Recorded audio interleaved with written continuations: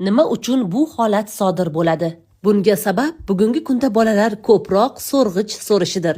Aynan bizning klinikamizga kelgan chaqaloqlarning tishlari mana shunday holatda turganini guvohi bo'lamiz.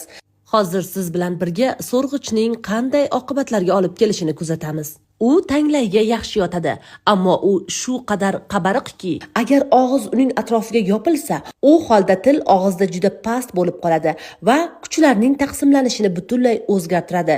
Tilning past holati pastki jag'ning buzilishi bilan chambarchas bog'liq. Ehtimol bu bugungi kundagi bozorning eng yaxshi modelidir. Agar siz bu yerga qarasangiz, uning tanglayga ancha kengroq tegib turganini ko'rasiz. U yoqimli botiqlikka ega. U yerda til hali ham biroz ko'tarila oladi va o'sha joyda qisilib qoladi.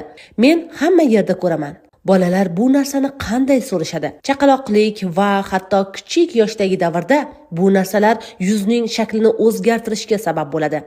Tishlar orasi ochilib qoladi va yanoqlar shishiga sabab bo'ladi.